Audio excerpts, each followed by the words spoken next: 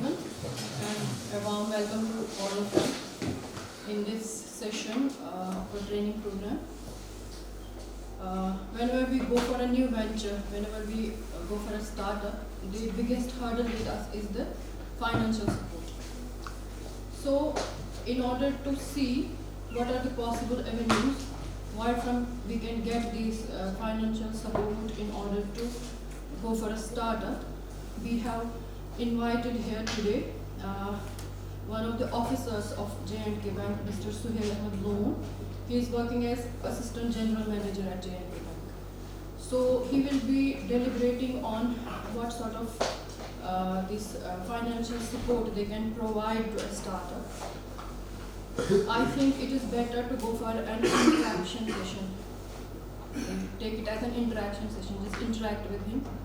What sort of support you need if you want to go for a startup. Huh? I invite Mr. Suhail Ahmed here, and I would like to thank him with a big applause that inspires me. He has been able to, he was first to reach here even before me. That speaks a lot about his dedication towards his work, commitment towards his work. Assalamu alaikum and good morning. Thank you, ma'am. Myself, as my name is already introduction, Suhail Ahmed Loan. I am working as Assistant General Manager in Credit Planning and Foreign Exchange Department at CHQ, Corporate Headquarters. I have been here for last 3.5 years, and I have also worked in branches, industrial branch, especially IGC Lasipura. I think you might have been knowing the industrial estate Lasipura is one of the biggest industrial estates in JNK. The topic, as I have been told, is role of banks in. मैं English में बात करूं कि हिंदी में उल्टी सब मेरी आवाज़ आ रही है ना? जी। तो 3-3.5 साल से मैं credit planning and foreign exchange department में हूँ। इससे पहले ब्रांच का भी अच्छा एक्सपोजर है मेरे पास। इंडस्ट्रियल ब्रांच मैंने जैसे कहा पहले IGC लासीपुरा में है, वहाँ मैंने काम किया है 4 साल। तो जो मुझे कहा गया आज का टॉपिक जो है कि role of banks in promoting green initiatives, तो उसके हम आगे बात करने जा रहे हैं। तो मैं ये चाहूँगा कि ये सेशन जो है ये ज़्यादा इंटरेक्टिव रहे, ये वन साइडेड ट्रैक नहीं रहे। आपको जो क्वेश्चंस होंगे आप आराम से पूछ लीजिए, बीच में इंटरव्यू भी कर सकते हैं अगर आपको कोई लगता है ऐसा क्वेश्चन या कोई समझ नहीं आएगी आपको, तो you can ask freely and friendly. हमारे ब्रांचेज जो है वो in the look and corner of JNK हैं। जैसे आपको पता है गाँव में है, मोहल्ले में है, चाहे टाउन हो चाहे सिटी हो, तो we have almost more than 800 branches in Jammu and Kashmir. तो हमारी प्रेजेंस ज़्यादा है, इसलिए हमारा रोल भी ज़्यादा रहा है एग्रीकल्चर की लैंडिंग के लिए। तो मैं थोड़ा बैकग्राउंड दे दूँगा। ये एग्रीकल्चर की लैंडिंग जो है ये इम्पोर्टेंट क्यों है, या एग्रीकल्चर क्यों इम्पोर्टेंट है हमारे लिए, कंट्री के लिए। जैसे आपको पता होगा GDP के बारे में कुछ नॉलेज है आपको? GDP क्या होता है? ग्रॉस डोमेस्टिक प्रोडक्ट, मतलब वैल्यू ऑफ गुड्स और services produced in a country, उसको कहते हैं ग्रॉस डोमेस्टिक प्रोडक्ट। मतलब मैक्रो लेवल, बड़ी लेवल पे ये 3 चीज़ें हैं जो कंट्री के GDP को सहारा देती हैं। आई एम वेरी सॉरी क्योंकि मैंने जल्दी में आज बनाया presentation and my father was not feeling well, that's why I made this on the early morning. So इसमें कुछ सेटिंग में प्रॉब्लम हो सकती है, you will pardon me for that. तो एग्रीकल्चर का जो कंट्रीब्यूशन है ये 18 से 19% है टू इंडिया GDP। 18 से 3 पिलर हैं GDP के, तो agriculture, services and industry. Agriculture का कंट्रीब्यूशन जो है 18 से 19% है। तो गवर्नमेंट ऑफ इंडिया ने इसको बनाया है फोकस प्रायोरिटी सेक्टर जिसको हम कहते हैं। इसको हमने गवर्नमेंट ऑफ इंडिया ने as an industry, as a sector एक प्रायोरिटी सेक्टर रखा है। प्रायोरिटी इसमें इसलिए है कि इसको बढ़ाना है, क्योंकि इसका 20% GDP में कंट्रीब्यूशन है, इसलिए इसको किसी भी तरीके से हमेशा ग्रोथ देना है। और government of India and RBI, government of India ने तो इसको प्रायोरिटी सेक्टर किया है क्लासीफाई कि ये इसमें प्रायोरिटी है, हमें इसको ग्रोथ देना ही देना है हर साल। तो उसके बाद उन्होंने बैंक्स को टारगेट दिया है कि ये ग्रोथ कैसे होगी। ग्रोथ तो खाली अपने पैसे से नहीं होगी, ग्रोथ के लिए पैसा चाहिए, फंड चाहिए। तो जहाँ कहीं भी फंड नहीं हो किसी के पास, आपको पता है जब भी कोई एंटरप्रेन्योर, चाहे वो फार्मर हो या चाहे एंटरप्रेन्योर हो, जो भी कोई बिजनेस करना चाहता हो या जो भी कोई बाग लगाना चाहे या जो भी कोई प्रोडक्शन करना चाहिए, चाहे वो फार्म प्रोडक्शन है चाहे वो इंडस्ट्रियल प्रोडक्शन है, उसको फंड चाहिए ये प्रोडक्शन करने के लिए। तो वो फंड हर एक के पास अवेलेबल उस मिकदार में नहीं होता जिस मिकदार में चाहिए। सपोज मैं आपको एक एग्जांपल दे दूँगा, कोई कोल्ड स्टोर लगाना चाहता है।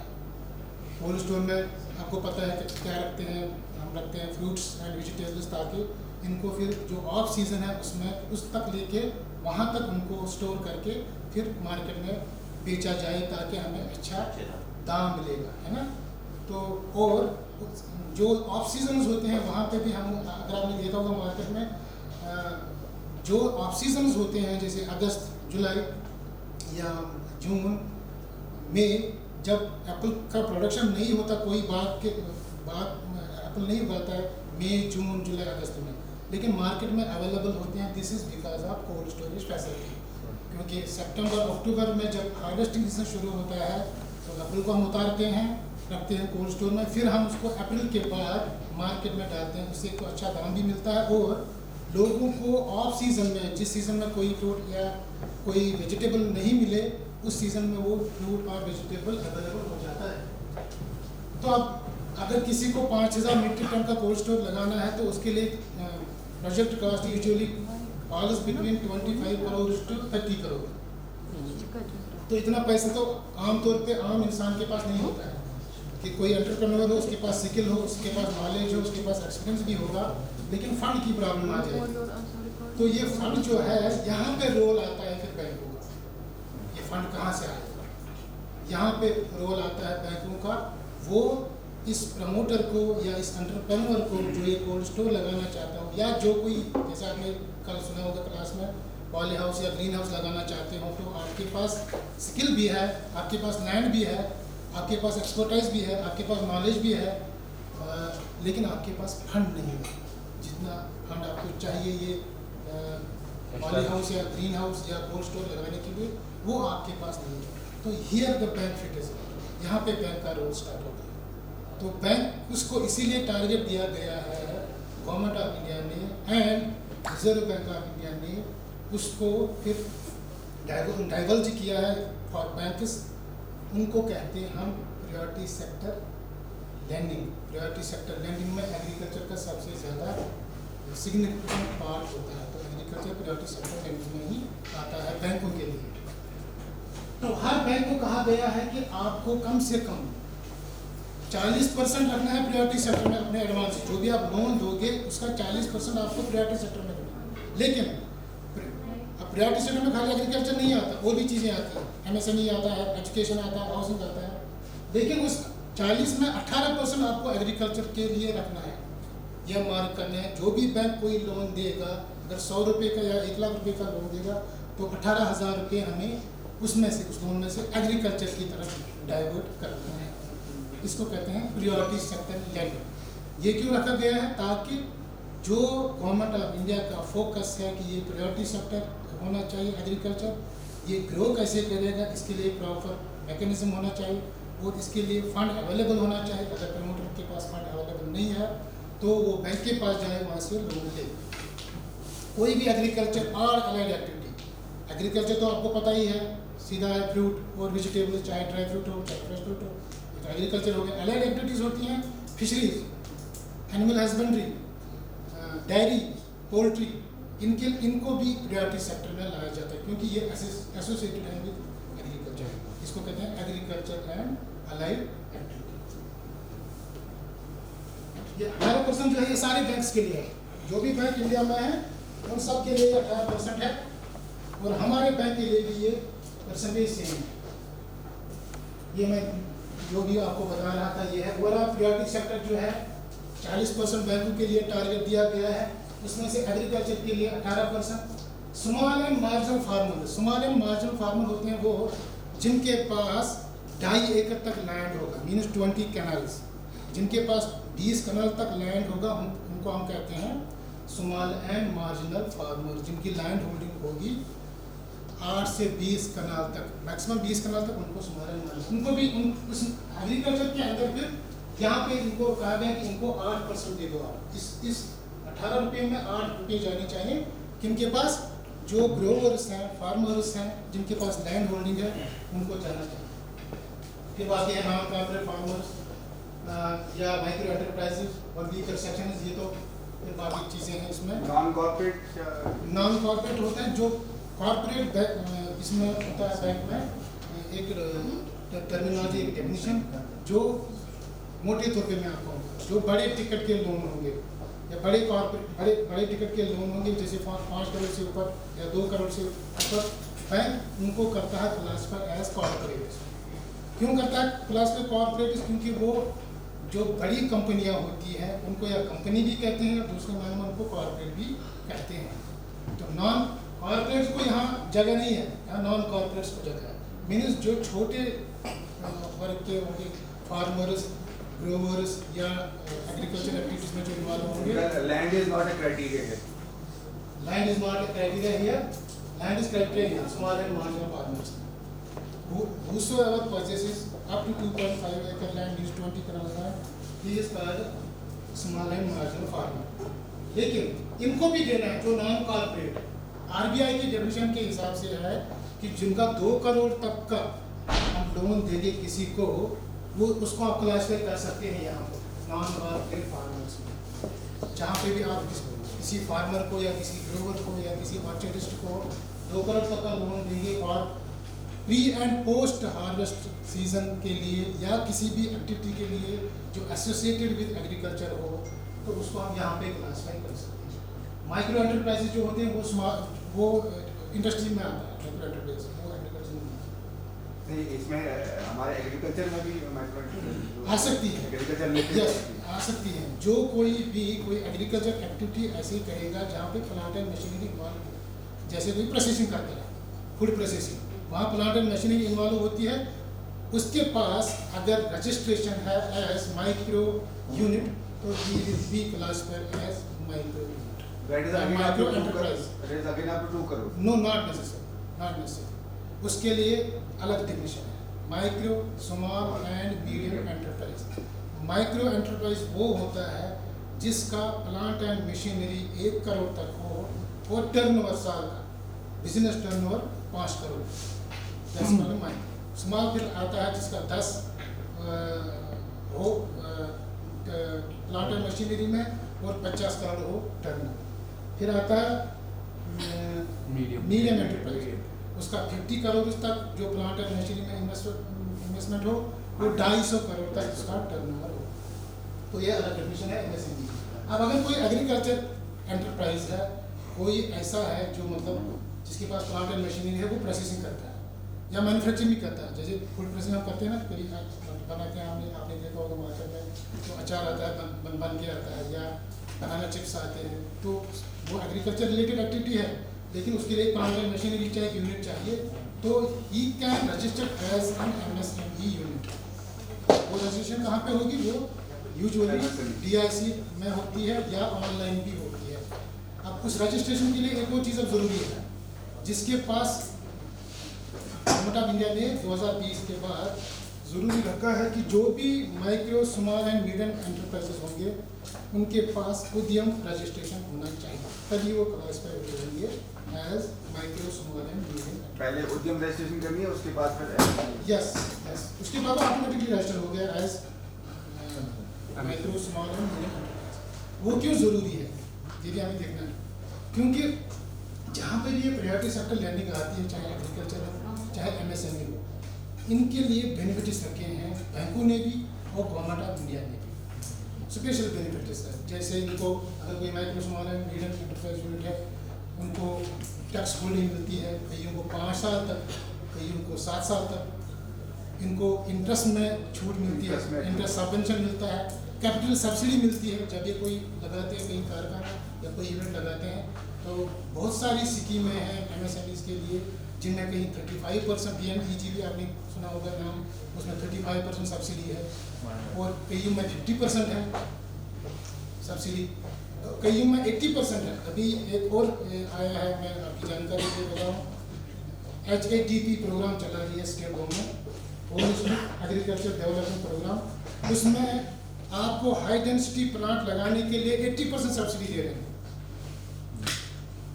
और अभी चल रहा है इस वक्त उनका एक स्कीम जो इन कोलैबोरेशन में JNK बैंक हमने निकाला है, high density Apple plantation scheme, वो भी हमने अब एक्सटेंड किया 12 क्रॉप्स। सर वो MSME में कैसे है? नहीं, वो MSME में नहीं है, वो एग्रीकल्चर। मैं कह रहा हूँ एग्रीकल्चर एंड MSMEs में क्यों फोकस है, ये प्रायोरिटी सेक्टर है, सवाल वही है, ये प्रायोरिटी सेक्टर, और प्रायोरिटी सेक्टर को बढ़ावा देने के लिए एक तो फंडिंग भी चाहिए, और गवर्नमेंट ऑफ इंडिया भी, और कुछ state governments in addition to subsidies from government of India additional subsidies भी देते हैं। कहीं पे जो इंटरेस्ट लगता हो उसमें देते हैं, कहीं पे 3% है, कहीं पे 5% है, कहीं पे कैपिटल सब्सिडी भी है और इंटरेस्ट सब्सिडी भी है। जैसे एग्रीकल्चर इंफ्रास्ट्रक्चर फंड स्कीम एक है, 2 करोड़ तक अगर कोई लोन लेगा, कोई कोल्ड चेन बनाने के लिए, कोल्ड स्टोर बनाने के लिए, कोई ग्रेडिंग पैकिंग हाउस बनाने के लिए, और 2021-22 में 75,200 दिया था, और 2022-23 में 78,300। ठीक है, इसमें से हमने एग्रीकल्चर को देखिए कितना दिया है, 9,858 crore, this accurate data from which I have obtained from balance sheet, 11,933 crore and 12,097 crore. यहाँ पे देख लीजिए आप, 13% हमने दिया है 20-21 में, 15.87 21-22 में, और 15.45 22-23 में। ये JNK बैंक का कंट्रीब्यूशन है towards lending in agriculture sector.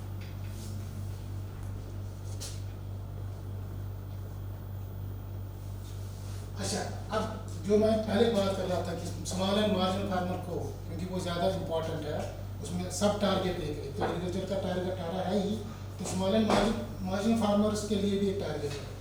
यहाँ मैंने ये स्लाइड जो लाए, तो एग्रीकल्चर में अगर हमने यहाँ दिया है 9,858 करोड़ 20-21 में, उसमें से 5,185 करोड़ जो दिया है वो स्मॉल एंड मार्जिनल फार्मर को ही दिया है। आपको याद होगा हमारी एक वेरी पॉपुलर स्कीम है JK बैंक, आप बता सकते हैं क्या वो? KCC, जिसको हम कहते हैं किसान क्रेडिट कार्ड। हमने 6,50,000 ऑलमोस्ट किसान क्रेडिट कार्ड इशू किए हैं, which involves an amount of about 4,000 crore. ये हमने किसान क्रेडिट कार्ड के थ्रू किया है। किसान क्रेडिट कार्ड में हम क्या देते हैं, सिंपल एक प्री एंड पोस्ट हार्वेस्ट जो भी एक्सपेंसेस होगी फार्मर की, उसके हिसाब से उसको हम फंडिंग करते हैं। और उस फंडिंग के लिए यहाँ एक स्टेट लेवल टेक्निकल कमेटी बनी है, वो तय करती है कि स्केल ऑफ फाइनेंस क्या हो, कितना फाइनेंस देंगे। तो स्केल ऑफ फाइनेंस पहले 40,000 या 42,000 था 1-2 साल पहले, लेकिन अब उन्होंने उसको नीचे किया है। ट्रेडिशनल एप्पल ऑर्चर्ड के लिए रखा है 23,500, और हाई डेंसिटी प्लांटेशन के लिए रखा है 58,200। तो अब जिसके पास जितने कनाल होंगे, जैसे किसी के पास 10 कनाल होंगे, तो अगर ट्रेडिशनल ऑर्चर्ड है तो 2,35,000 उसको हम दे देंगे। इसी तरह अगर वो हाई डेंसिटी होगा तो कितना होगा, 5,82,000। ये स्टेट लेवल टेक्निकल कमेटी तय करती है कि कितना लोन देना है, और उसमें हमने 1,60,000 तक कोई सिक्योरिटी नहीं रखी एज पर RBI गाइडलाइंस। कोई भी 1,60,000 वाला KCC ले तो कोई कोलेटरल सिक्योरिटी नहीं है। 1,60,000 से 3 लाख तक हमने रखा है गारंटी, 2% की गारंटी। और उसमें एक और फायदा ये है कि उसमें 7% फिक्स्ड रेट ऑफ इंटरेस्ट लगता है। KCC में साल में 7% लग रहा है। बच्चे बाकी लोन में अगर आप आसपास देखेंगे तो उनका 9.5, 10-11% तक भी चल रहा है, इनका 12 भी चल रहा है, लेकिन इसका 7% है, क्योंकि इसमें भी 2% सबवेंशन मिल रहा है। फार्मर को खाली 7% लगता है, बैंक अगर 9% लगाएगा तो 2% वापस आ जाता है, तो फार्मर को एप्लीकेबल रेट ऑफ इंटरेस्ट जो होता है वो 7% होता है। अगर कोई फार्मर जो इसमें इंटरेस्ट लगता है केसीसी में साल में 2 बार लगता है, एक सितंबर में एक मार्च में, तो अगर वो प्रॉम्प्टली उसको रीपे करे, प्रॉम्प्टली रीपे करना कि इंटरेस्ट लग गया उन्होंने पे किया, मतलब उन्होंने वेट नहीं किया, तो और एक 2% मिलता है, तो 4% मिलता है। तो उस सूरत में फिर एप्लीकेबल रेट बनता है 5%। साल के बाद ये देखा जाता है कि किसने प्रॉम्प्टली किया है, जो साल में लगा है इंटरेस्ट, किसने रीपे किया है टाइम पे, तो उसको एक एनकरेज करने के लिए बार उसको कि वो लैंडिंग प्रैक्टिस जो है, लैंडिंग डिसिप्लिन जो है वो अपने आप में डाले। तो ये सबसे पॉपुलर स्कीम है जिसके लिए प्राइमियर यहाँ था, प्राइमियर इंस्टीट्यूशन जो JNK बैंक था, उन्होंने किया इसको अंडर एप्पल प्रोजेक्ट। उसके बाद है एक और स्कीम, ये तो मैं आगे जा रहा हूँ कि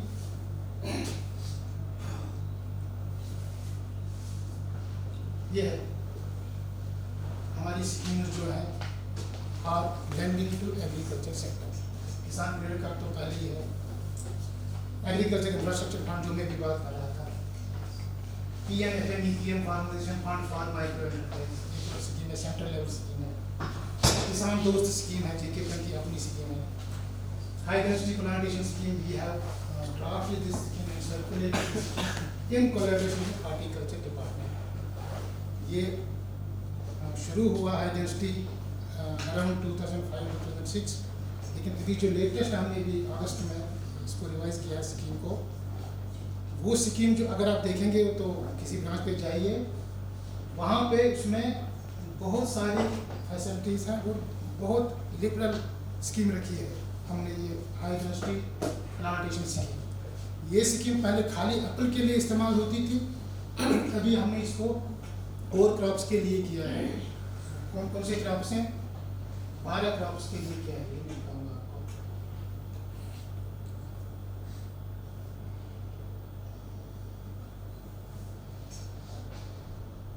इनका एप्पल तो था ही था, pear, cherry, olive, kiwi, mango, lychee, citrus, guava, dragon fruit, almond and almond, ये भी हमने इनको इस स्कीम में इंक्लूड किया है। एप्पल के लिए इस स्कीम में अभी जो है प्रोजेक्ट कास्ट, वो हर एक कनाल पे अराउंड 1,98,000 2 lakhs। इसके बारे में कि कोई नॉलेज है किसी को? किसी ने हाई डेंसिटी ऑर्चर्ड लगाया है यहाँ पे घर में, किसी ने लगाया हो?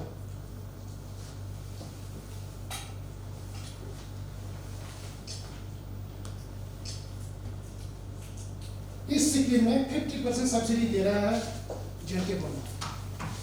अगर 2 लाख रुपए एक कनाल बाग में लगता है तो 1 लाख रुपए देता है, अराउंड 2 लाख रुपए 1.980 लगता है, तो 1 लाख रुपए देता है स्टेट गवर्नमेंट। 1 लाख में खाली 10% मार्जिन घर से लाना है प्रमोटर को, बाग प्रमोटर जिसके पास बाग है उसको 10% लाना है, तो मैंने 10,000, बाकी जो है वो देगा बैंक। 40% फाइनेंस बैंक देता है, 10% मार्जिन लाता है प्रमोटर और 50% इसकी सब्सिडी। और इसको हमने अभी रिवाइज किया है अगस्त में, तो बहुत आसान शर्तों पर इसको रिवाइज किया गया है। तो अभी पिकअप भी हो रहा है, इसमें पहले इतना पिकअप नहीं था, लेकिन अब लोग समझ गए हैं कि हाई डेंसिटी का क्या वैल्यू है। हाई डेंसिटी एप्पल का मार्केट में भी जो इस साल का क्रॉप निकला था, तो during the month of August and September the average per KG value of apple touch to around 150 rupees. ये आप जान सकते हैं कि यहाँ पे 150 रुपये चला गया 1 kg। और इस स्कीम में क्या होता है, 166 ट्रीज आते हैं एक कनाल में, जो कि ट्रेडिशनल ऑर्चर्ड्स के लिए पॉसिबल नहीं है। के लिए 13 होता है मैक्सिमम, 13 होता है 13 और 14 ट्रीज, और उनके लिए आप देखिए 10 साल के बाद वो पैदावार देता है। यहाँ पे आपको 3 साल के बाद ही पैदावार मिलता है, 3rd ईयर ये बेनिंग में आ जाता है। तो ये मतलब इसने revolutionise the agriculture landscape of JNK जैसे ही चल रहा है। इसके लिए कम समय लगती है और ज़्यादा ट्रीज आते हैं। तो लेकिन इसमें प्लांट्स कम लगाते हैं ना वो, अगर एक रिक्विजिट का नाम इसमें ज़्यादा आते हैं ना, इसमें सर वो आते हैं ये हाई डेंसिटी में 150 to 160 पर कनाल। लेकिन जब हम हार्टिकल्चर के साथ एसोसिएशन करके सब्सिडी पे लेते हैं तो वो रिक्विजिट बराबर प्लांट्स नहीं लगाते हैं। नहीं, जो उनका प्रोजेक्ट DPR है, जो स्कीम है, Yes, sir. जो एग्री किया है between banks and horticulture department, yes sir, वो है 166 स्टैंडर्ड। 166 ट्रीज पर कनाल, Yes, वो sir. स्टैंडर्ड। अब हो सकता हो कहीं पे लैंड का डायमेंशन कुछ ऐसा हो, they are looking for land which is longitudinal, अब इसे काम हो हाँ मैं वही कहता हूँ ना, वो क्योंकि इरिगेशन के हिसाब से उनको फिर क्वांटिटी फिर कम हाँ हो जाती है। उसमें गैप भी रखनी है ना उनको इसी Yes, से। sir. देखो उसमें क्या हो सकता है, जैसे आप यहाँ पे जो है छोटे छोटे लैंड है, मेरे पास 2 कनाल, फिर मेरा पड़ोसी है उसके 2 कनाल, फिर यहाँ से एक और पड़ोस उसका 1 कनाल, तो मेरी लैंड का डायमेंशन कुछ अजीब सा है। ये है गाँव में है, Depends upon the topography किसी of का the field. किसी का रेक्टेंगुलर पीस नहीं हो रही, ये प्लाट नहीं है, उनको ये स्कैन लैंड। सूट नहीं करता है। हाँ तो मतलब आपको repair पड़ोसी का भी रखना है ख्याल और गैप का भी ख्याल रखना है ना, जो इंटर प्लांट गैप जो है उसका भी आपको, क्योंकि उसका भी एक स्टैंडर्ड है, तो उसमें ये हो सकता है कि 10, 15 या 20 ट्रीज कम लगे या कहीं पे ज़्यादा भी लग जाए, तो वो फिर एक्चुअल नंबर ऑफ ट्रीज के हिसाब से कैलकुलेशन करते हैं।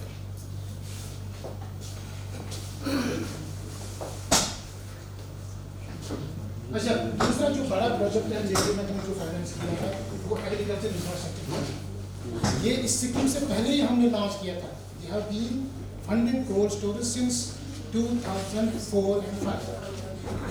जब कोई बैंक नहीं करता था JNK में कोल्ड स्टोरेज को फंड, तो हमने started, we were the first institution, first bank who started funding to cold storage. तो इस वक्त हमारी किटी में है around 60 cold storage where we have lent almost 1200 crores. इसी रेंज में 25 to 30 crores और all of them are running well. तो उसमें से ज़्यादा कंसंट्रेशन आपको जानकारी होगी वो पुलवामा साइड में है, हाजीसी नासीपुर में ये 15 डी है, तो वहाँ पे हमने बहुत सारी लर्निंग की है। वहाँ पे डेयरी यूनिट्स भी हैं, पैकेजिंग यूनिट्स भी हैं, उनको भी हमने फंडिंग की है। सर इनका एक का कॉस्ट कितना होगा? इनका कोल्ड स्टोरेज अपना कोल्ड स्टोर वो मीट्रिक टन के हिसाब से 5000 मीट्रिक टन का ऑलमोस्ट आता है 25 to 30 लेटर से भी स्क्वीज हम हाँ। उसका साइज कम कर सकते हाँ, तो 2500 का लगी तो 12.5 करोड़ या 13 करोड़ तो 2500 मीट्रिक टन हो, 2000 करोड़ तो और कम हो जाएगा।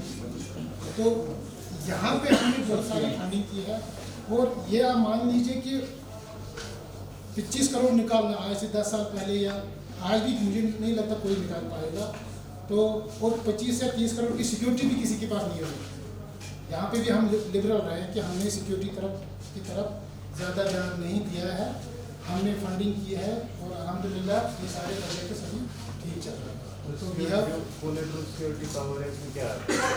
वो डिपेंड करता है, कोलेटरल सिक्योरिटी का वो डिपेंड करता है, अगर किसी के पास 100% दे सकता है तो दे दे।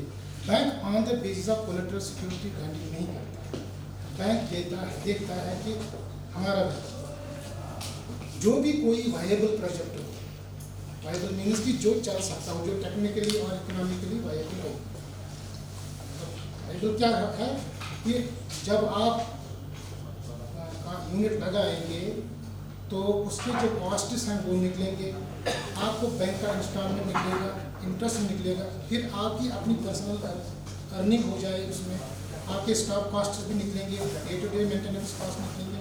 तो उसको कहते हैं सिंपल है वायबल प्रोजेक्ट, क्योंकि जब आप बिजनेस करने चलते हैं तो आप लोन रीपे करने के लिए बिजनेस नहीं करते, आपको देखना है कि जब मैं बिजनेस करूँगा एज एन एंटरप्रेन्योर कि मुझे इस बिजनेस से कितनी अर्निंग होती है, क्या वो अर्निंग मेरे लिए सफिशेंट है।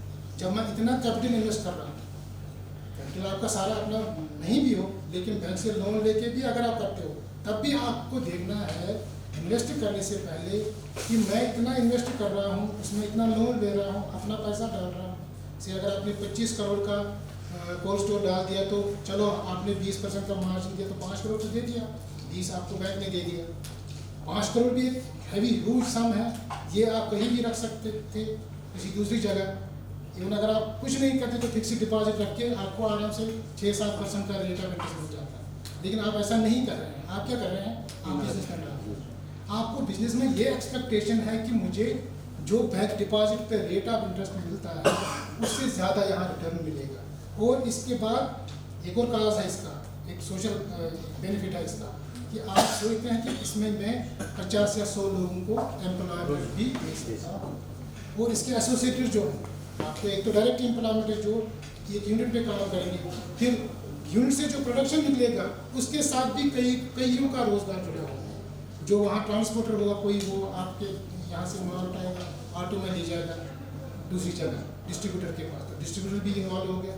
तो ये खाली 100 या 150 को एम्प्लॉयमेंट नहीं दे रहा है, ये तो ये चेन बनता है, तो ये कहीं ना रुकने वाला चेन बनता है। 1000 को भी एक 1500 को भी क्लियर कर सकता है। लेकिन आपको पहले ये ध्यान आता है कि क्या मैं जो रिटर्न मेरे दिमाग में आया मुझे चाहिए, क्या इस इन्वेस्टमेंट से मुझे वो रिटर्न मिलता है, तो उसी हिसाब से आप फिर तय करते हैं कि मैं कितना लोन दे दूँ और मैं कितना अपना कैपिटल डाल दूँ, ठीक है ना, ताकि मुझे एक तो अपनी अर्निंग रिटर्न जो मैं चाहता हूँ वो मिले, प्लस जो मेरा बैंक का लोन है उसको मैं इंस्टॉलमेंट पे करूँगा प्रिंसिपल का और इंटरेस्ट का इंस्टॉलमेंट, और वो भी टाइम पे। ये सारी चीज़ें आपको ध्यान में रखनी है। आजकल आपने देखा होगा, हम ज़्यादातर हम देखते हैं, जब हम कभी अगर देखा होगा आपने कार लोन लिया हो या हाउसिंग लोन लिया हो या कोई और छोटा मोटा लोन लिया, तो हम सिविल देखते हैं।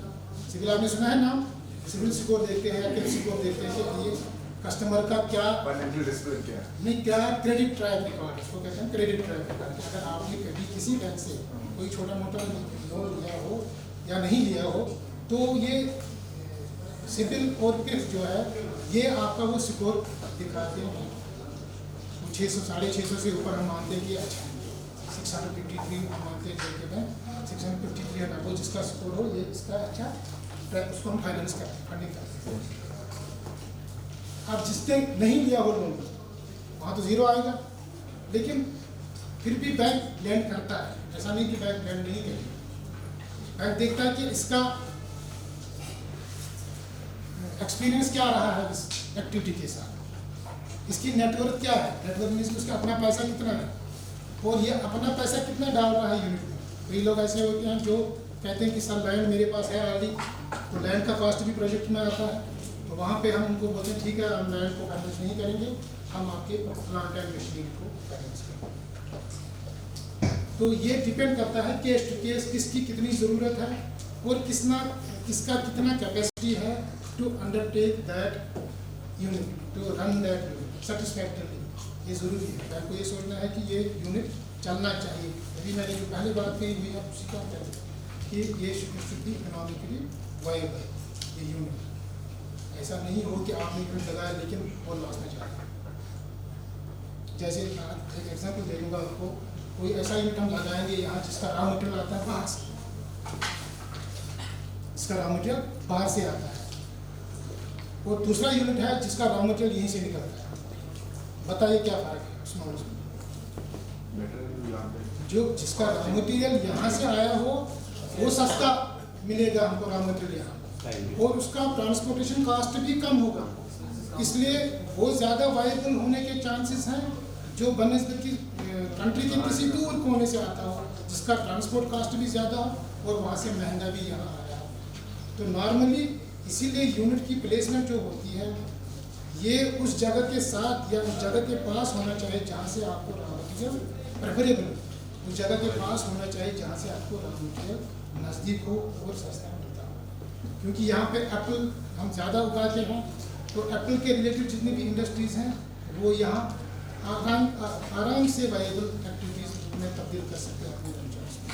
जैसे पैकिंग यूनिट्स बनाते हैं, ग्रेडिंग यूनिट्स बनाते हैं, या कोल्ड स्टोर बनाए होते हैं। तो अभी तक हमने 2,17,000 मीट्रिक टन कैपेसिटी जनरेट की है through this cold stores.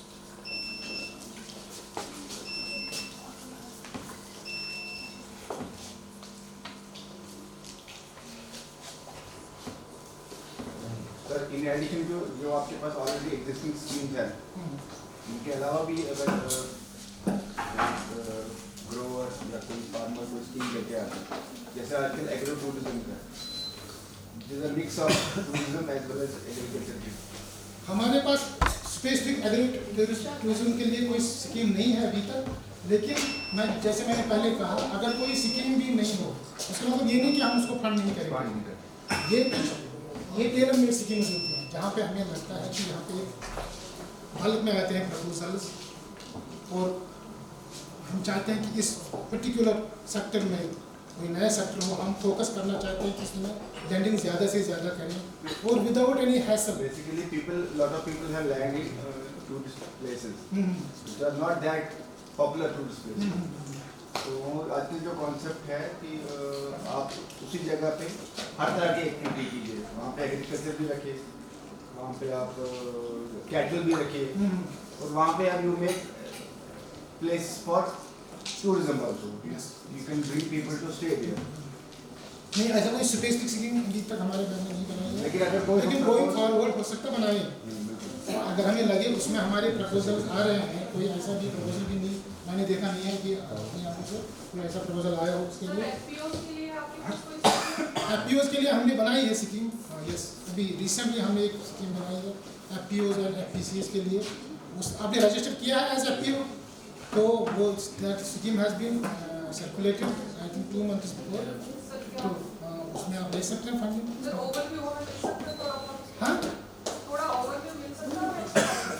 Actually मैंने वो लाया नहीं है साथ में, मैंने उसको थोड़ा देखा नहीं है उस तरह से, लेकिन आप मेरा नंबर नोट कर लीजिए, आपका कॉन्टैक्ट कर रहेगा। हाँ, या मेरा भी नोट कर लीजिए। I will send that scheme to you on your mail ID. ये यहाँ पे है, suhail.noon लास्ट में है, ये है suhail.noon@jkbmail.com।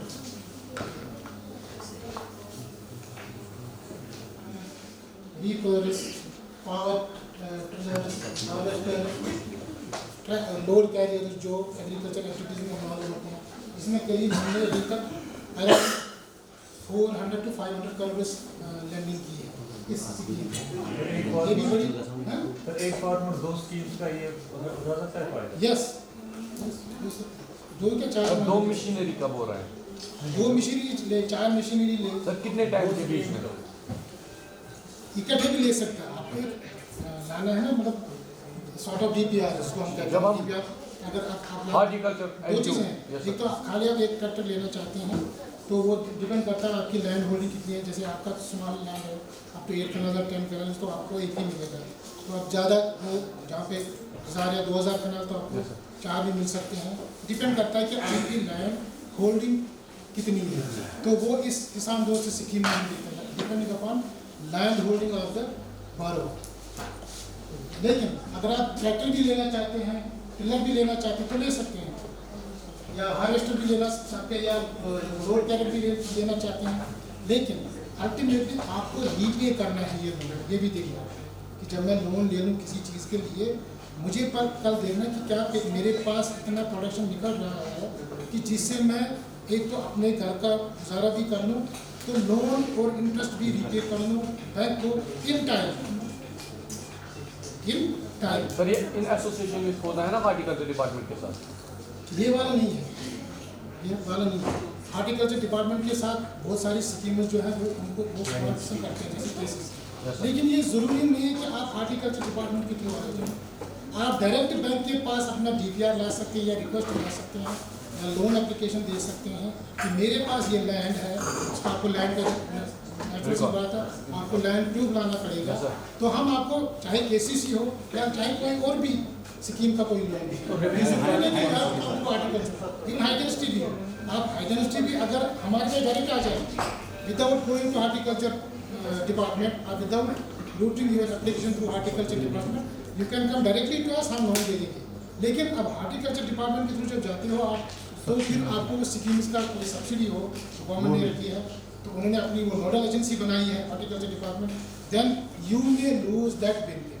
सर इसका कितना है रेट ऑफ इंटरेस्ट? किसान दोस्त संतोष का 10.30।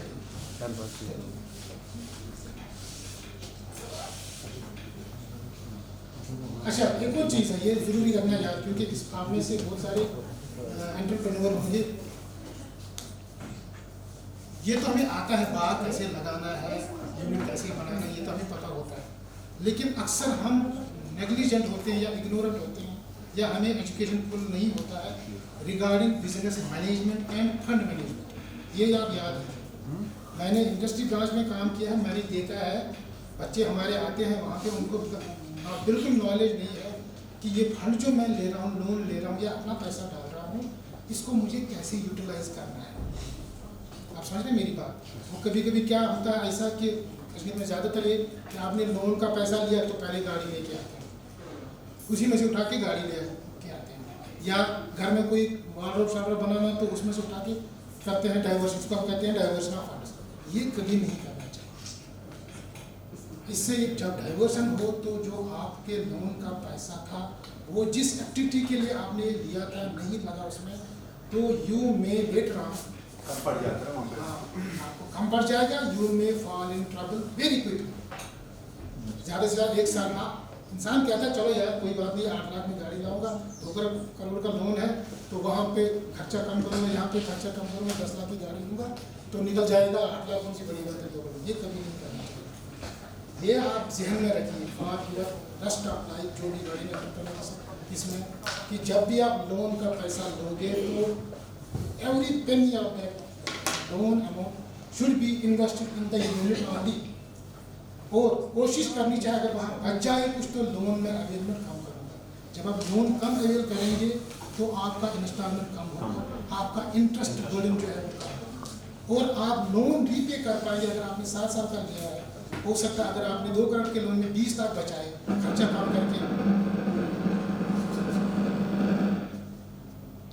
खर्चा कम करके आपने 20 लाख कम किया या 10 लाख कम किया, तो 10 लाख का इंटरेस्ट बर्डन आपको कम हो गया। 10 लाख का इंस्टॉलमेंट बर्डन से अगर आपका 1 लाख रुपये इंस्टॉलमेंट आता है 1 करोड़ के लोन पे, 5 साल का लोन है, एग्जाम्पल, तो उसके बाद 95,000 ही इंस्टॉलमेंट आएगा, 5 लाख बहुत बड़ी बात है, वो इंटरेस्ट भी कम आ जाएगा।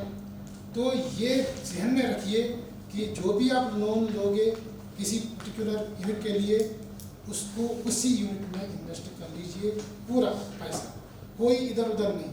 अब गाड़ी लेनी है ज़रूरी है, लेकिन वो जब यूनिट चल पड़ेगा वो आपको प्रोडक्शन में आ जाएगा, जब वहाँ से अर्निंग हो जाएगी उस अर्निंग से फिर आप गाड़ियाँ ले लो या बड़े बड़े महल बनाना या घर बनाना, जो भी बनाना, जो भी आपके ख्वाब हैं वो पूरे कर लो। लेकिन व्हेन यूनिट स्टार्ट्स रनिंग सेटिस्फैक्टरली, जब उससे अर्निंग आ जाए उस अर्निंग से, वो भी आप कब करोगे जब अर्निंग उतनी आ जाए जिससे आपका घर भी चले, आपका लोन भी रीपे हो जाएगा, फिर जो बचेगा आप गाड़ी भी ले सकते हो। और वो गाड़ी भी के लिए भी हम लोन देते हैं, वो भी आपको नकद में लेने की जरूरत नहीं है। जब हम देखते हैं कि ये यूनिट होल्डर है, इसने 5 साल का लोन रीपे किया है, तो हम उसको घर के लिए भी लोन देते हैं और गाड़ी के लिए भी लोन देते हैं। बड़ी से बड़ी गाड़ी लेना चाहता हो तो उसके लिए भी लोन देते हैं, तो उसके सारे ख्वाब पूरे हो जाते हैं। ये ज़रूरी रखना है ज़हन, किसी भी एक्टिविटी के लिए आपने लोन लिया है। अच्छा, प्लस सबसे अहम बात, repay your loan and interest in time. ये भी देखा जाता है जब हम लोन देते हैं, जैसे ये भाई साहब ने सवाल किया था कि आप क्या देखते हो, मैंने कहा सिक्योरिटी के बगैर आप लोन देंगे नहीं, वही था ना सर, आपका सवाल वही था। तो ये ज़रूरी नहीं है कि हम हर जगह सिक्योरिटी देंगे। अगर हमारे पास कोई बोरोवर है, उसने हमसे 2 या 3 लोन लिए हैं ओवर अ पीरियड ऑफ से 2, 3, 5 ईयर्स, फिर वो रीपे किए हैं टाइम पे विदाउट एनी डिफॉल्ट, तो हम सोच सकते हैं कि हम उसको कोई सिक्योरिटी नहीं देंगे या उससे कम सिक्योरिटी देंगे, 20%, 10%, जो भी उसके पास अवेलेबल हो। क्यों? क्योंकि उसका क्रेडिट ट्रैक रिकॉर्ड जो है वो अच्छा रहा है। उसने पिछले जितने भी लोन लिए हैं, चाहे मेरे बैंक से लिया है, चाहे HDFC से लिया, चाहे SBI से लिया, PNB से लिया, उसने वो रीपे किए हैं टाइम पे। और ये हर बैंक देखता है। ये हमारे पास कैसे इंफॉर्मेशन आती है? ये थ्रू सिबिल और क्रिप स्कोर, जो आप अक्सर कहते हैं कि मेरा सिबिल स्कोर इतना है। जो रीपे करता है टाइम पे उसका सिबिल स्कोर अच्छा रहता है। जो कोई OTS नहीं कराएगा किसी टाइम पे, छोटे छोटे लोन पे OTS कराते हैं, तो वो रिकॉर्ड में रहता है सिबिल के वो OTS, या आपने डिफॉल्ट किया हो वो भी रिकॉर्ड में आता है हर बैंक का सिबिल में, तो उससे आपकी स्कोरिंग घट जाती है। इंडिया में इस वक्त 10% लोग हैं जिनकी सिबिल स्कोर 800 से ऊपर है। I am one of them, मेरा 812 है पिछले महीने के एंड तक। मीन्स कि मैंने भी लोन लिया है, ऐसा नहीं है मैंने लोन लिया, मैंने लोन जो लिए हैं टाइम पे पे किए, कहीं डिफॉल्ट कोई भी बिजनेसमैन को जानबूझ के भी नहीं करता है, वो वो हालात ऐसे हो Yes, जाते हैं, yes, but वो yes, कोशिश yes. करता है कि हाँ, मेरा बिल्कुल, स्कोर हाँ, जब वो भी हम देखते हैं, जब हम बैंकर्स को लगता है कि हालात जैसे कोविड हो गया, Covid had affected and impacted all industries across the world, खाली इंडिया में नहीं, across the world. तो उसका हमने कॉग्निजेंस लिया, आरबीआई ने कॉग्निजेंस लिया, गवर्नमेंट ऑफ इंडिया ने कॉग्निजेंस लिया. तो उस पीरियड में आपको अगर याद होगा किसने लोन लिया हो, उस वक्त उन्होंने मॉरटोरियम दिया, 6 महीने 8 महीने लोन का रीपेमेंट जो है वो इलामिनेट किया, कहीं पे 1 साल किया, कहीं पे 2 साल. उसको हम कहते हैं रिस्ट्रक्चरिंग. जिसका जितना इम्पैक्ट हुआ उसको उतनी, लेकिन वो हमारे कंट्रोल में नहीं था ना. जो बियॉन्ड कंट्रोल ऑफ बॉरोवर है वहाँ पे भी बैंक देखता है, फाइनेंशियल इंस्टीट्यूशन देखती है कि ये जो चीज़ हुई है ये इसके हालात में, ये कंट्रोल में नहीं था. तो वहाँ पे भी हम एक पैकेज देते हैं जिसको हम कहते हैं रिस्ट्रक्चरिंग ऑफ लोन. हम रिस्ट्रक्चर करते हैं. रिस्ट्रक्चर में हम क्या करते हैं, उसका पीरियड बढ़ाते हैं. जैसे उसने 5 साल लिया था लोन, अब कहता नहीं मैं 5 साल में रीपे नहीं कर पाऊँगा, हम उसको 7, 10 जो भी फिजिबल लगेगा उसके साथ बैठते हैं, जो हम नेगोशिएट कर पाएंगे आपस में. या वो कह रहा है कि जो मेरा अभी इंटरेस्ट रेट लगा रहे हो इसमें मुझे थोड़ा कंसेशन दे दो, 1%, आधा %, 2%. तो जिस तरह से हमें लगे कि ये यूनिट को हम रिस्ट्रक्चर करके, इस लोन को रिस्ट्रक्चर करके ये यूनिट चल पड़ेगा. ये नहीं है कि खाली लोन रिस्ट्रक्चर किया, वो यूनिट भी फिर चलना चाहिए. हमारा मुद्दा होता है कि ये यूनिट से पैसा आना चाहिए, क्योंकि हमने यूनिट के लिए लोन दिया है. आपको बताना है कि ये मुझे लोन रिस्ट्रक्चर कर लो, और एक प्लान देना है आपको कि फिर मैं ऐसे ये पैसे अगर 5 साल से आप 9 साल या 10 साल तक लेना चाहते हो तो कैसे करोगे भरपाई. तो आप एक प्लान देना है, रेजोल्यूशन प्लान हम उसको कहते हैं कॉमन टर्मिनोलॉजी में. तो उस रेजोल्यूशन प्लान में आप दे देंगे कि मैं अब ये कैसे रीपे कर पाऊँगा और अपना यूनिट भी चला पाऊँगा. वो सिनेरियोज भी आते हैं, लेकिन इन सब सिनेरियोज के लिए bank is your financial doctor. आपको साफ बात बतानी है बैंक को कि मेरे साथ क्या हुआ, या मेरे यूनिट के साथ क्या हुआ, या मुझे लॉस क्यों हुआ, या मैं क्यों नहीं भर पा रहा हूँ ये टाइम पे ये किस्त. क्या मेरा किस्त ज़्यादा है, वो भी एक कारण हो सकता है. क्या मेरी इंटरेस्ट रेट ज़्यादा है, वो भी एक कारण हो सकता है. तो ये सारी चीज़ें आपको बैंक के पास सामने रखनी है, तो वो बैंक उन पे गौर कर सकता है और आपको एक सोल्यूशन भी दे सकता है.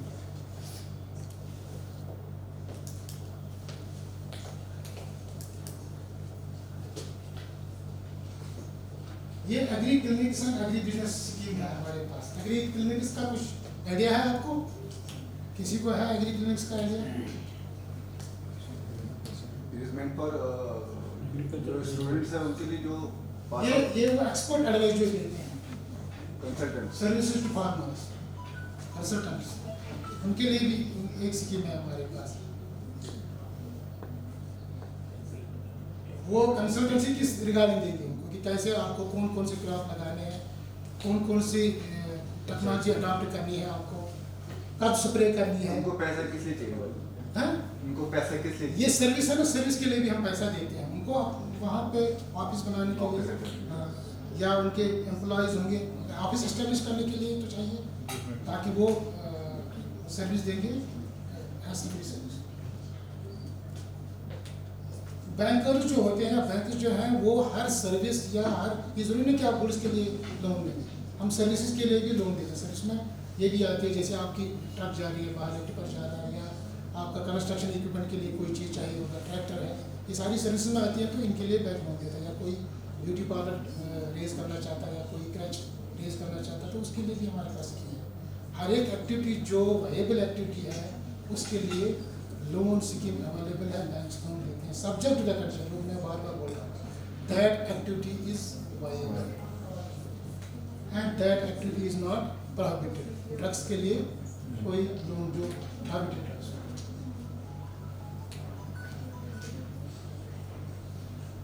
यहाँ पे प्रोजेक्ट कास्ट इंडिविजुअल्स के लिए 25 लाख तक जाते हैं, इसमें खरीद ग्रुप्स के लिए 1 करोड़ तक भी जाते हैं. 90% ऑफ प्रोजेक्ट कास्ट जो होता है, इसका मतलब है 10% प्रमोटर को लाना है. जो अगर मैं हूँ, मैं 25 लाख का लोन लेना चाहता हूँ, तो मुझे एक तो 10% लाना है घर से, अपने घर से 10% मार्जिन मीन्स मेरा अपना भी इसमें हिस्सा होना चाहिए. 100% फाइनेंस यूजुअली बैंक नहीं करते, कुछ ना कुछ मार्जिन लेते हैं, 10 नहीं ट्रेडिशनली तो मार्जिन मनी का पर्पस क्या होता है? मार्जिन मनी का पर्पस ये होता है कि आपका स्किम भी इन्वॉल्व हो, छोटे लफ्जों में, कि खाली आप बैंक पर ही निर्भर नहीं रहोगे। अगर खुदा न खास्ता कल बैड हो जाए तो आपको भी थोड़ा चुनना चाहिए कि यार मेरा भी 25% मेरा भी पैसा मेरा। तो उससे क्या होगा, उससे आपका बिजनेस में मन लगेगा, आपका बिजनेस में इंटरेस्ट रहेगा। जब आपका मार्जिन हो, अगर कम ही है लेकिन इंटरेस्ट आपको भरपूर रहेगा। जैसे अगर एक 100 करोड़ का प्रोजेक्ट है या 25 करोड़ का है, अब हमने आपसे 10% लिया तो 2.5 करोड़ तो आपका भी इन्वॉल्व है ना। तो आप ये नहीं चाहोगे कि मेरा 2.5 करोड़ लूज हो जाए। अगर 100% करेंगे तो फिर वो आपने कहा यार बैंक ने दिया है, देखो भाई वो यूनिफॉर्म पे खड़े हैं, जाओ और ले लो, भेज दो, मुझे क्या है। फिर ऐसी सिचुएशन भी आ सकती है, अगर बात हो तो ऐसी सिचुएशंस के लिए avoid the situation bank always obtains margin depending upon minimum. तो वैसे हम यूजुअली रखते हैं 20 to 25%, लेकिन इन स्कीम्स के लिए अगेन मैं वही पॉइंट पे आ गया, to have priority sector lending, to have focus on priority sector, we have reduced the margin in these schemes. हमारी जितने भी स्कीम है एग्रीकल्चर के लिए या एमएसएमई के लिए, वहाँ पे हम फ्रॉम 25% to 10% तक भी जाते हैं। मतलब वी एनकरेज एंटरप्रेन्योर्स कि आप बिजनेस बनाओ, कम पैसा दे, अपना पैसा कम लगाओ।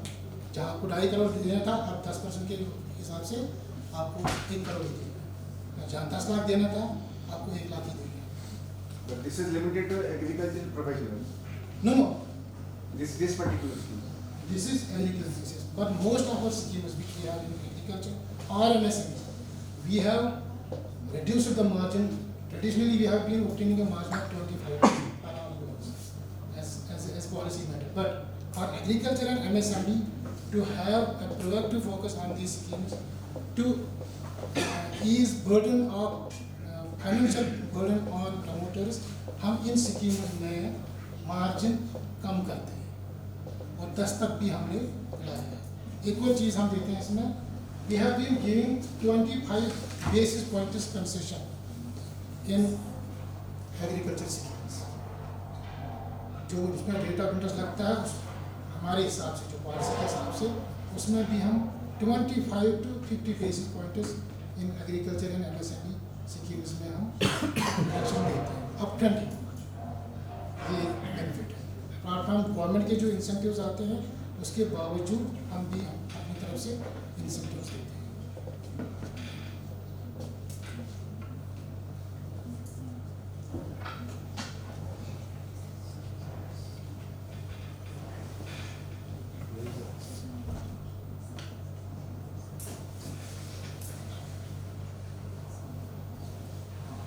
This PM scheme we will throw some light on this.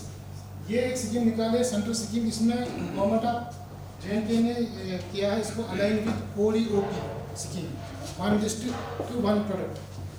JNK government चाहती है कि हर डिस्ट्रिक्ट से कम एक प्रोडक्ट निकल जाए। समझ नहीं, जैसे अनंतनाग है, बारामूला है, पुलवामा है, तो कोशिश ये है कि एक डिस्ट्रिक्ट से एक प्रोडक्ट निकल जाए और उस प्रोडक्ट को फिर हम एक्सपोर्ट भी करें, तो इसमें नॉर्मली सारे ये जो है ना फ्रूट्स वेजिटेबल्स ये सारे इंक्लूड हो जाते हैं। लेकिन तो हाउ डू आई नो मेरे डिस्ट्रिक्ट में कौन सा प्रोडक्ट रखा हुआ है? इसका लिस्ट मैंने साथ नहीं लाया है, लेकिन ये वेबसाइट पे गवर्नमेंट किया हुआ है। इसका क्या है? इन डिस्ट्रिक्ट श्रीनगर हमने किया था, लास्ट ईयर हमने किया था चिली पर, रेड चिली पर। यस, हाँ, श्रीनगर में। अनंतनाग में एक वो बैट फैक्ट्री है ना, आलमपुर। हालांकि ये है fresh fruits and dry fruits के लिए, लेकिन उन्होंने ऐसे प्रोडक्ट्स भी उसमें डाले हैं जो के गवर्नमेंट सेंटर में तो नहीं, जो अदर दैन फ्रूट्स हैं, नहीं तो ये टेबल्स के लिए ज़्यादा था। इस तरह यहाँ हाजन कंगन साइड से फिशरीज फिश प्रोडक्ट उन्होंने रखा है, ट्राउट फिश जो उस एरिया से मिली। डिस्ट्रिक्ट अनंतनाग से तो मुश्क बुज्जी भी था। तो उसके एक्सपोर्ट भी करना है, तो एक्सपोर्ट के लिए भी हमारे पास स्कीम्स हैं। हम रीशिपमेंट जिसको कहते हैं, हम पहले जो आपको एक्सपोर्ट करना हो तो दामद के लेने के लिए, प्रोसेसिंग के लिए, पैकिंग के लिए, जब तक पूरा प्रोडक्ट बन जाए उसके लिए हमारे पास एक स्कीम है, प्री-शिपमेंट क्रेडिट कहते हैं हम उसको। फिर पोस्ट शिपमेंट में जो माल गया बाहर, जैसे आपने अमेरिका भेजना है या लंदन भेजना है या दुबई भेजना है, तो उसके बाद जब माल गया बाहर तो जो बिल बनेगा उसके अगेंस्ट भी हमारे पास स्कीम है, उसको हम पोस्ट शिपमेंट हमारे पास जम्मू कश्मीर में कुछ हर्ब्स है लोकल मार्केट में तो उतना बिकता नहीं है, तो उसकी प्रोसेसिंग के लिए या उसकी एक्सपोर्ट के लिए या सिर्फ पैकेजिंग के लिए अगर कोई यूनिट डालना चाहे वो आता है HADP में आता दो है। चीज़ें हैं इसमें, एक है यूनिट डालना, दूसरा है फिर एक्सपोर्ट। यूनिट डालने के लिए भी लोन लेंगे और एक्सपोर्ट के लिए भी लोन लेंगे। दोनों स्कीम, दोनों क्रेडिट फैसिलिटीज हमारे पास। बेसिकली वो प्रोडक्ट यहाँ से जाके दिल्ली जाता है, दिल्ली में प्रोसेस होता है, प्रोसेस होने के बाद वो पर्टिकुलर कुछ कंट्रीज में जाता है, वो हर कंट्री में नहीं जाता। वो जो प्रोसेसिंग कंपोनेंट है that is mostly in Noida, वो यहाँ पे मतलब यहाँ से आप ये समझ लीजिए कि यहाँ से खाली रॉ मटेरियल जाता है। यहाँ से रॉ मटेरियल जाता है। हाँ। अगर रॉ मटेरियल को उगाने के लिए तो उसके लिए फिर KCC भी नहीं, है। वो उगता जंगलों में, तो वो जंगलों में नहीं, अगर आप डायरेक्ट उसको कहीं किसी कंट्री में एक्सपोर्ट करना चाहते हैं या प्रोसेस करके यहाँ पे, देखिए एक्सपोर्ट के लिए जो दिल्ली वाला प्रोसेस है ना प्रोसेसिंग का, हम्म। अगर वो यूनिट हम यहाँ पे डालना चाहे बिल्कुल वो तो ज़्यादा अच्छा रहेगा क्योंकि रॉ मटेरियल हमारे नज़दीक है, उतना cost- तुमचे बनावा था प्रोसेस expand करें उस product, then it goes to countries like Thailand and those places. नहीं वो ये पाँच दिन का जो है, ये medicinal plant I'm है। talking of Gucci. अच्छा Gucci mushroom. Gucci. That is, they process it to a particular size. Then they put food articles inside that and they sell it in a, it goes in value adding. मतलब इस पर नेरा इस पर value adding जैसा Delhi, Noida factory जैसा export to Korea, Thailand, these countries. ताकि तो ये यूनिट आप यहाँ भी लगा सकते हैं। आप पहले देखना है कि उस यूनिट का कॉस्ट क्या होगा। PMEGP में कवर होगा। ताकि आप इश्यू चुका तो there is a dearth of raw material. मतलब सोचो मिला तो lease, मिला, नहीं मिला जंगल में तो- जो lease us lease is given to people. तिमन जो suppose a particular area तिमन ji lease. ताकि वो ता गुच्छी मेरी सोचो कि मैं manually सुन रहा हूँ, सोचो ना it is a very सुशना Cumbersome job. cumbersome job है। cumbersome job है, but that has a very high value. 30,000 rupees पर kg हो जाता है। परचू value था with it. Processing ये base Processing valuation का सा accordingly कितना भी value Panchu In fact, source has discussed on human city, can we grow it if it is grown in the jungle? Is there any It's wild. Which गसान ये strike strike गसान कुछ lightning तब से छुई गसान। इसमें wild मतलब plant पाने का सही है। Because we can't जो हमारे can't मार्केट में make. भी मशरूम्स अवेलेबल हैं वो तो मेरे ख्याल से वो ग्रीन हाउसेस में नहीं, ये कुछ ही किसकी बात कर रहे हैं? simple. वो photograph। That is button mushroom. Sir This is फिर कहने की स्पेशल प्रोडक्शन कुछ J&K we have in two places. One is in Kupwara, other is पर in वो Kishtwar. अच्छा। Only these two places we get this. अच्छा And they have to search for it. In the jungle they have to search for it. बहुत मस्त नियारा जो sir locally भी tree Trunks के नीचे होता के है। नीचे अब होगा। वो गाँव में ये आप टेक्निकल साइड आ भाई, भाई। ये अदर देन लेकिन real नहीं पर। Other than लैंडिंग है बैंक से बाहर ना, उसमें तो भाई टेक्निकल basic साइड है। अगर रिसर्च यूनिवर्सिटी यहाँ की ये हमारे साइमन इस पे काम करेंगे, कुछ कर सकते हैं उसमें तो भी आप If it can be produced artificially, वो तो एक अलग ये है। हाँ, एक वो है। दूसरा फिर मान लीजिए जो भी हमारे पास अवेलेबल है उसकी अगर हम प्रोसेसिंग करते हैं तो उसका जो यूनिट का हम वो अगर एनालाइज करते हैं आपके पास तो उसकी फंडिंग वगैरह हो सकती है। बिल्कुल मैं पहले ही कह चुका हूँ anything, any project, any unit, any activity, any service which we find viable we will get further. नहीं, उसमें आप भी देखेंगे ना whether there is a dependable source of Yes, raw material yes. present or not. Who can, भी आप yes, improve who can supply continuously this raw material. यही चीज़ें हम देखते हैं ना कि आपको रॉ मटेरियल कहाँ, वाइबिलिटी में तो यही चीज़ें आती हैं। एक तो फाइनेंशियल वाइबिलिटी है, दूसरी इकोनॉमिक वाइबिलिटी है, तीसरा कि आपका सोर्स क्या है, आपकी आप जो प्रोसेस करना चाहते हैं उसका सोर्स क्या है, क्या वो कंटिन्यूअस सोर्स है और साल में कितनी देर तक वो चलता है, फिर आपका मार्केटिंग अरेंजमेंट क्या है, सभी कहाँ पे होती है। हॉर्टिकल्चर वाले डिपार्टमेंट में स्टडीज कि वरियास में उसको पता चुसु है काम करे थे। फिर उसके बाद जो आपको वैल्यू मिलता है, वैल्यू मिलता है। क्या वो आपकी अर्निंग्स पे फिट बैठता है, मतलब जो पैसा आपने लगाया है या जो बैंक से लोन लिया है, क्या उस एक्टिविटी को या प्रोसेस करने के बाद इस रॉ मटेरियल को क्या उतना प्रोडक्शन आपसे निकल रहा है जिससे आपका रिटर्न भी मिल जाए और आप लोन भी रीपे कर जाए। सर उसकी यही चीज़ें- प्रोडक्शन कॉन्फिडेंट मत ना है, वो मतलब पता है उसकी प्रोडक्शन डेफिनेट मत ना है, वो मतलब पता है कि इस साल इतना निकला, अब अगले साल इतना निकलेगा, वही मैं कह रहा हूँ ना, वो वही कम drawback भी है निकल उसमें। सकता है सर। वही ड्रॉबैक है उसमें। Yes, sir. At least minimum level of production. ना सो बेसिकली वो लोग को यूनिट्स दिल्ली में नोएडा से जो बिजनेसमैन की यूनिट थ्रो उसका प्रोसेस करा that particular day निश्चित होता माल ये मान के सूची यूनिट है कहां पे सुशा तो बस खाली कशी पड़ी होती है। ऑब्वियस कश्मीर में लेकिन अगर वो दिल्ली में बैठ के कर सकता तो यहाँ ओनली भी फ्रॉम कश्मीर इन कश्मीर बस तो यहाँ भी कर सकता है। बट इसमें इशू है it involves lot of manual labour to collect it you know they can't collect everything the person should be knowing which there are many things in the नहीं, jungle जो इस वक्त कर रहे हैं वो भी तो कश्मीर से ये ही है। कृषि का वर्जन के साथ they simply sell it नहीं मैं ये कह रहा हूँ जो इस वक्त दिल्ली जा रहा है वो भी तो कोई पिक कर रहा है ना। हाँ वो वो यहाँ के ही लोग हैं ना। फार्मर पिक कर रहा है बस। उसको लीज पे वहाँ पे मिलता है लैंड हाँ। लीज पे इतना आपका है जंगल इसमें से जो भी निकलेगा ये आपका है और he pays a lease for that वहाँ से वो जितना निकाल सकता है फिजिकली प्रैक्टिकली पॉसिबल वो आके श्रीनगर में या यहाँ पे किसी को बेचता है वो आके फिर दिल्ली में सिंपली ट्रेड करता है he trades it sir it is not ये उस तक मत देखिए मैं प्रोड्यूस आपको कर एक रहा बात बताऊंगा, ये high density plantation and cold store concept जो है ये जेके बैंक की वसाकत से ही यहाँ अब बन रहा है। मतलब ये were the first bank who went to this sector जिन्होंने क्रेडिट दिया कोल्ड स्टोर्स के लिए। ये अननोन था तब तक किसी ने नहीं लगाया था, पहला कोल्ड स्टोर ही हमने practice किया और पहला हाई डेंसिटी प्लांटेशन जो है वो भी हमने practice किया। अब बाकी बैंक भी कर रहे हैं लेकिन we have done this in 2013-14 first high density plantation approach जो था वो हमने प्रैक्टिस किया।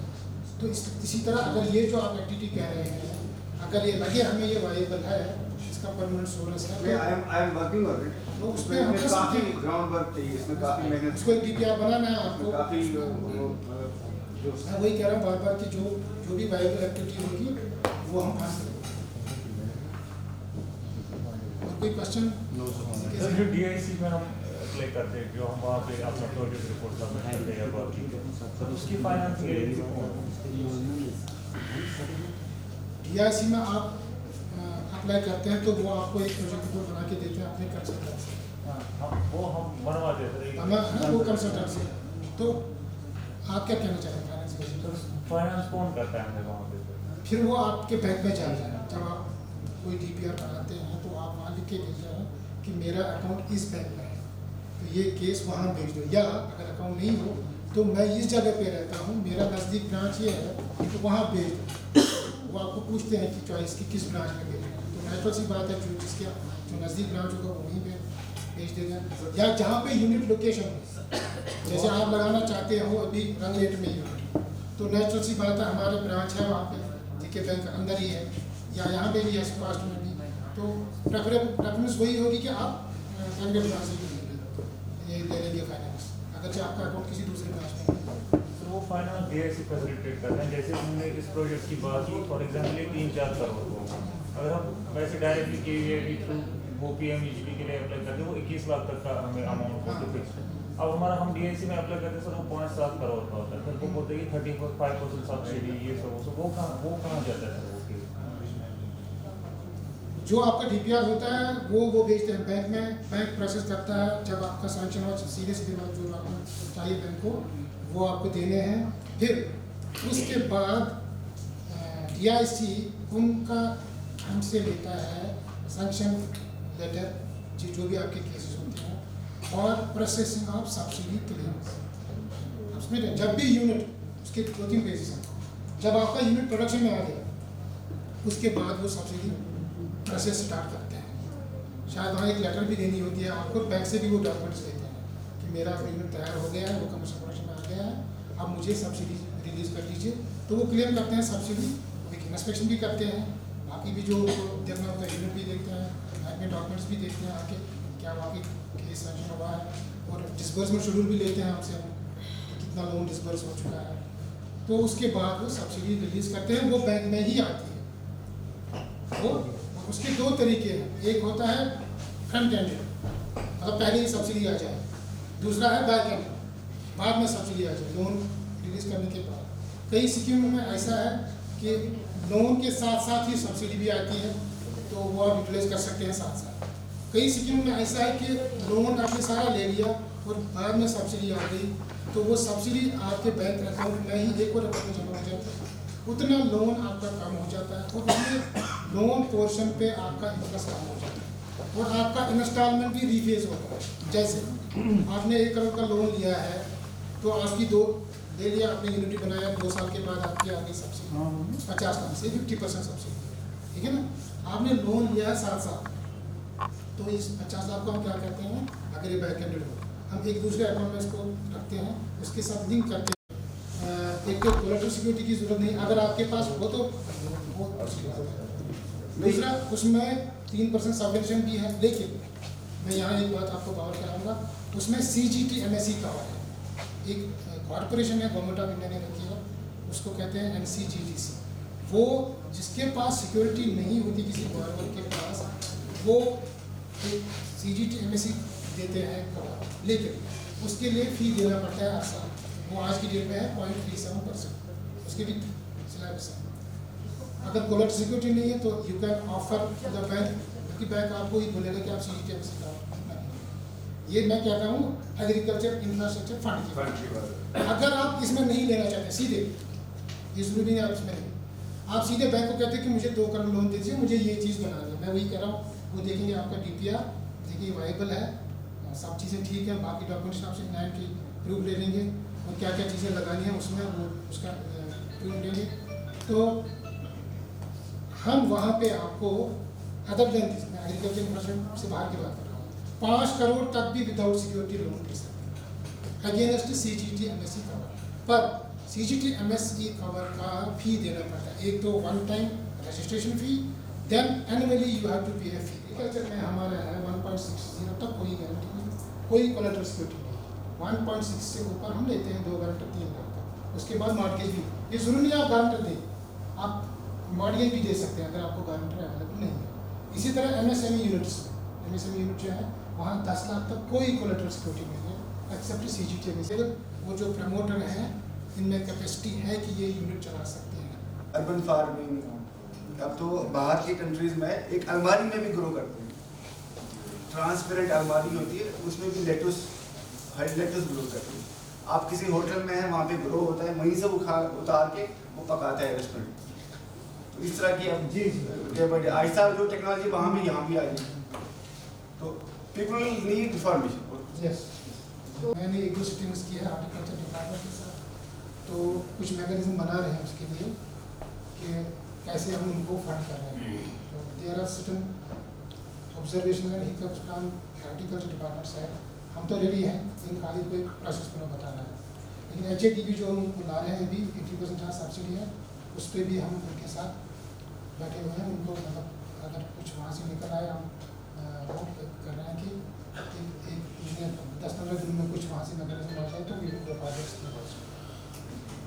सर CGT MSE कब काम आता है, उसका रोल कहाँ पे स्टार्ट होता है और कहाँ पे उसका रोल खत्म होता है? CGT MSE जब हम क्रेडिट गारंटी लेते हैं सर जी, तो फिर उसका असल मकसद क्या है, वो कहाँ पे हमें काम आता है? जब आपके पास सिक्योरिटी नहीं हो, जैसे बैंक मांगते हैं, ठीक सर, वो तो हाँ, है सर। फिर अगर आपने लोन रीपे नहीं किया तो बैंक को वो CGT MSE वो लोन आपके बिहाफ पे रीपे करता है with extent of 75% on what condition? जब ये यूनिट खराब हो जाए तो हम उसको डाउनग्रेड करते हैं to NPA account. NPA means non performing asset. जब when your asset start performing giving you the earning return, तो फिर हम उसके बाद क्लेम करते हैं CGT MSE को कि ये लोन जो है डिफॉल्ट हुआ है सर अगर और फिर रिकवरी प्रोसेस भी हम करते हैं चालू। सर फॉर इंटरप्शन, अगर बैंक का डिफॉल्ट होगा, मतलब 5 मिनट के लिए I have applied for a scheme through PMFME, उसमें CGT MSE कवर है जी, लेकिन उसमें बैंक का डिफॉल्ट है, बैंक की उसमें ये है कि जो रूल्स एंड नॉर्म्स इसमें रहते हैं लेकिन बैंक वो रूल्स एंड लॉ को फॉलो नहीं करता क्योंकि उसके अगेंस्ट जाता है, तो मैं तो लेता ही नहीं हूँ।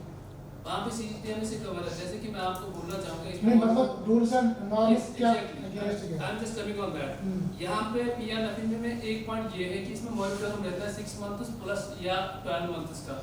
अगर बैंक इसको डिनाई करता है, नो करता है सीधे, वहाँ पे क्या रूल है? और यहाँ पे आपने अभी डिस्कस किया कि यहाँ पे जो इंटरेस्ट रेट इस पे लगता है वो 9.30 से लेके 10.30 तक, बैंक 12% लगा देता है।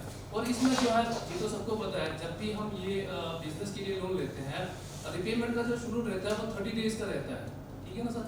क्योंकि एक महीने में अगर 30 या 31 को आप रिपे नहीं करते हैं, then you will have to pay overdue on first date of second month. लेकिन अगर बैंक ने इसमें रखा है कि आपने फर्स्ट तारीख को from 12 AM to 12 AM you just have to pay the payment, otherwise आपको ओवरड्यू करना पड़ता है। ये किसका? ये बैंक का डिफॉल्ट है। तो ये सारी नॉर्म्स जो मैंने देखे हैं, नहीं ये क्यों दिया फिर? तो लोन आपको दिया है तभी, ऐसा नहीं कि आगे बंद करके बैंक लोन देता है। बैंक सारे डॉक्यूमेंट्स लिए होंगे आपसे, DPR भी लिया होगा, है ना? जो भी norms and terms and conditions bank को फॉलो करनी थी वो कर ली होंगी तभी आपको लोन दिया। ओके सर, ठीक है ना? यस। तो ये नहीं है कि CGTMSE कवर जो हमको मिलता है वो कॉर्पोरेशन हमको आगे बंद करके देती है। Yes exactly. जब कोई डिफॉल्ट होगा या even before we give that cover we have to register this cover with them also, we have to report that कि हमने इसको CGTMSE कवर किया है। एक तो हमें एनुअल चार्जेस भी उनको देने पड़ते हैं, एग्जैक्टली, जो कि हम मोस्ट ऑफ द स्कीम्स में बार से ही लेते हैं। यस। दूसरा एक रजिस्ट्रेशन चार्जेस, तो फिर वो भी एक स्टेक होल्डर बन जाते हैं इसमें। तो Okay. जब हमने किए नहीं होंगे तो वो कैसे हमें पैसा देंगे वापस? Exactly. वो तो पहले यही देखेंगे कि बैंक ने जो सैंक्शन दी है क्या उन्होंने अपने बैंक के नॉर्म्स एंड पॉलिसीज फॉलो की हैं। Okay. जो सैंक्शन लेटर है क्या उसमें जो टर्म्स एंड कंडीशंस लिखी थी वो हुई है, कंप्लाई हुई है, तो ये सारी चीज़ें देखेंगे। अब रहा सवाल आपका इंटरेस्ट का।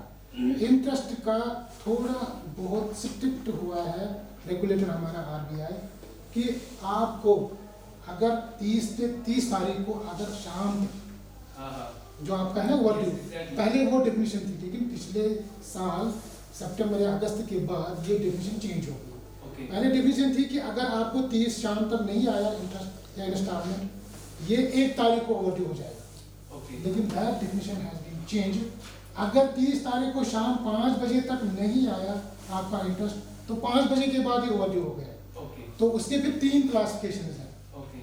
जब दूसरे दिन हम खोलेंगे अपना कंप्यूटर, आपने शाम को कल दिया नहीं, मीन्स 30 जून को आपका इंटरेस्ट बनता है ड्यू, या 31 मई को, या 30 अप्रैल को। Okay. अब मैं 30 जून की एग्जाम्पल, ये आपको मंथली देना है Mm-hmm. As per terms and conditions defined by the bank in the sanction letter. अगर आपको कहा गया नहीं आप क्वार्टर के बाद इंटरेस्ट देते तो आपको क्वार्टरली देना है, लेकिन देना है उसी दिन शाम को जिस दिन ड्यू था। Done. 30 जून शाम 5 बजे तक आपने नहीं दिया तो अगले दिन जब फर्स्ट चले मैं अपना कंप्यूटर खोलूंगा, आपका जो अकाउंट है ये मुझे SMA 0 में आ जाएगा। Okay. SMA 0 मीन्स कि आपका अकाउंट जो है ओवरड्यू है। This is not a desirable condition for the bank. Okay. जो अच्छे बारोवर होते हैं वो 30 तारीख को ही अपना, और मैंने देखे हैं बड़े बड़े बारोवर्स जो आप नाम सुनते हैं टीवीज में, रेडियोज में, कॉर्पोरेट जो बिग कॉर्पोरेट्स हैं वो 29 शाम को ही डालते हैं, या 30 जो आप कहते हैं 12 बजे वो 10 बजे ही डालते हैं इंटरेस्ट। मेरा सवाल अब मुझे कंप्लीट करने दीजिए। जो SMA 0 आ गया फिर 1 दिन हो जाएगा, 4 दिन हो जाएंगे, 10 दिन हो जाएंगे, जितना इसमें डिले हो जाएगा उतना आपका रिकॉर्ड खराब हो जाएगा, बैंक का रिकॉर्ड ही खराब हो जाएगा। मेरा सवाल ये और ये फिर हैबिट बन जाएगी, अगले महीने भी आप फिर 10 तारीख तक खींचोगे, तो कंटिन्यूसली जो SMA 0 हुआ है, तो उसमें क्या मिला है हमें? उसमें 45 लीग्स का प्रोजेक्ट हमें मिला है जिसमें 20% डिस्बर्स हुआ है। 20% डिस्बर्स करने के बाद जो ऑन ग्राउंड सारा वेरीफाई करके काम हुआ है, काम होने के बाद अब हमें 80% लेना है। 80% लेने से पहले हमने स्टेटमेंट चेक किया, उसमें पार्ट पीरियड इंटरेस्ट लगाते हैं, उसमें कमिटमेंट पीरियड इंटरेस्ट लगाते हैं, उसमें जो मैनेजर कम जनरल मैनेजर ने भी SBI के एक्सेप्ट किया कि ये गलत हुआ है, इसमें उन लोगों ने क्या किया, उन लोगों ने मॉरिटोरियम को सीधे नो कर दिया है। अच्छा, एक सेकंड सर, जी जी लेट मी कंप्लीट जी सर। जी उन लोगों ने मणिकरण को सीधे नो कर दिया है, जो उनको ऊपर से आया है कि आप इसको ठीक करके दे दीजिए। एक यही। दूसरा, मुझे रिपेमेंट करना है 12 महीने के बाद। मेरा रिपेमेंट शुरू होता है जब मेरा डिसबर्स होता है, ठीक। तो रिपेमेंट कब मेरा खत्म होता है? रिपेमेंट के लिए मुझे खाली एक दिन दिया गया, कंपनी को खाली एक दिन, एक 1 तारीख को आपने रिपे करना है। मैं समझ गया आपका क्वेश्चन। सैंक्शन लेटर में क्या लिखा है? 1 year monitoring period. Yes exactly. तो फिर उन्होंने सिस्टम में, जब वो सिस्टम में फाइल लोन अकाउंट उनसे गलती लगी है, आपके लिए भी मसला नहीं है। आपको वापस जाना था ब्रांच में कि इसमें मॉनिटरिंग जो है ये आप कर लीजिए। I have personally visited the branch maybe 3 more times as well. तो आप मुझे आज दे दीजिए, मैं यहाँ से निकल के अभी मेरा अपने मेल आईडी चेक कर लीजिए, नोट Yes, sir. मुझे बता दीजिए ये किस ब्रांच में है, अभी मुझे मेल डाल दीजिए। I will take up with that branch and I will get rectified. Participants भी इंटरेक्ट कर रहे हैं अच्छे से, और मुझे लगता है कि जितनी भी क्वेरीज थी सेटिस्फैक्टरीली सर ने आंसर किया सबको।